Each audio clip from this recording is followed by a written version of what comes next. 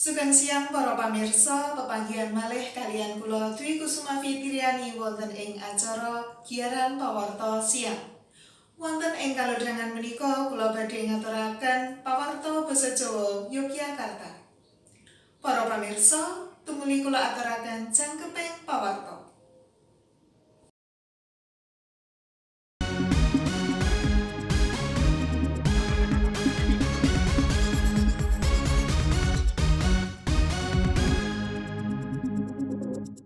Para pamirsa, dinten Jumat 9 Juni 2023, warga dusun Klopo 10, Kalurahan Bendungan, Kapanewon Wates, Kabupaten Kulon Progo, Yogyakarta, ngawontenaken merti dusun.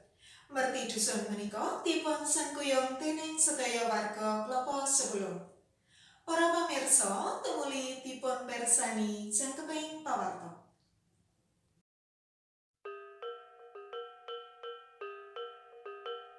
Masyarakat Padukuhan Klopo 10, Kalurahan Bendungan, Kapanewon Wates, Kabupaten Kulon Progo, dinten Jemuah 9 Juni 2023 ngawontenaken merti dusun. Tradisi menika minangka salah satunggalipun wujud raos syukur warga masyarakat dumateng Gusti Allah ingkang Maha Kuwaos awit sedaya berkah rezeki ingkang sampun kaparingaken. Raos syukur kasebat kawujudaken kanthi maneka warna gunungan ingkang dipun damel dening para warga dusun Klopo 10. Wonten gunungan ingkang isinipun maneka warna asil bumi, maneka warna dhaharan tradisional, menapa ugi maneka warna jajanan sanesipun. Acara merti dusun menika sansaya regeng kanthi maneka kreativitas warga ingkang nyengkuyung lampahing acara. Rerangkening acara merti dusun Klopo 10 menika kawiwitan kanthi lampah kirap, kembul donga, kembul bujana, lajeng kapungkasan kanthi rayahan gunungan. Kirap merti dusun menika kawiwitan antawis tabuh setengah kalih siang. Kirap menika dipun sengkuyung dening sedaya warga dusun Klopo 10 ing antawisipun warga RT 19, RT 12, RT 21, RT 22 saha RT 23.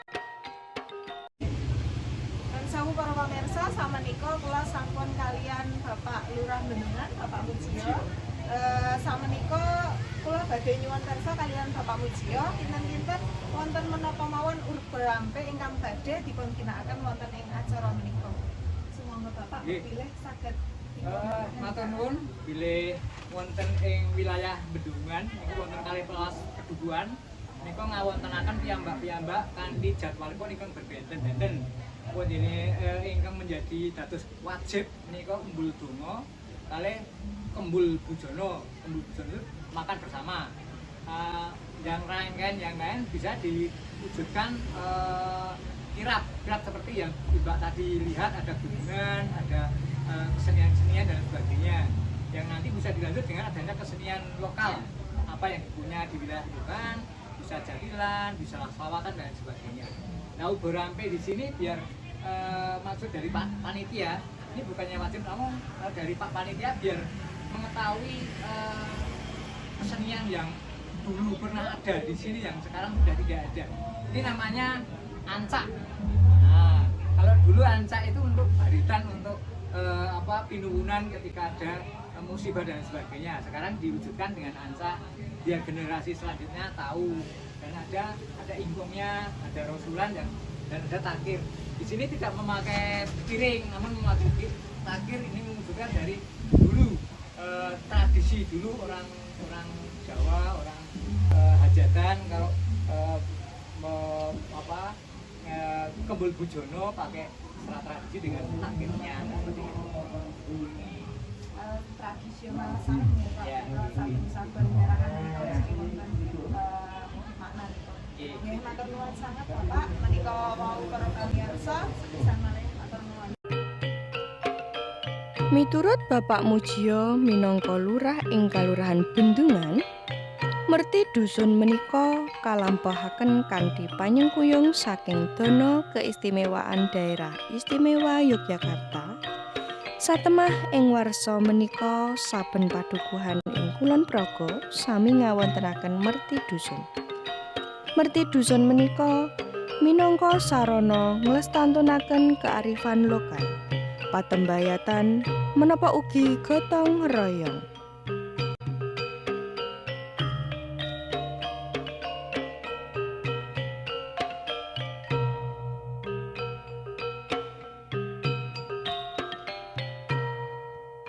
Menika hasil panen saking petani. Lajeng gayutan kalian kegiatan menika sampun dangu menapa dereng Pak? Nggih sampun dangu. Lajeng ancasipun menapa nggih Pak? Niki karangan niki nggih kebudayaan dipun dilestarikaken. Nggih, matur nuwun Bapak. Bulan Klopo 10 RT 33 mengantusiasi terkait dengan jais yang diterapkan di tiap pedukuhan yang notabene ini di Kelurahan Bendungan tiap pedukuhan harus mengadakan. Jadi di pedukuhan Klopo 10 yang terdiri dari 5 RT yang semuanya diwakili dari per RT. Harapan kalau bisa nanti bisa dilanjut seperti ini karena ini momen-momen yang terbagus bisa menunjukkan kearifan lokal dan juga mewujudkan kerjasama kegotong royongan dari warga itu sendiri.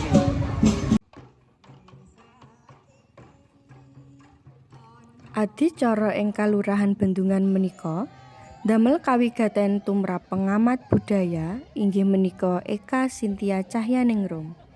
Eka ngendikaaken bilih acara merti dusun menika minangka sarana nglestantunaken tradisi saha daya kegiatan masyarakat Kalurahan Bendungan.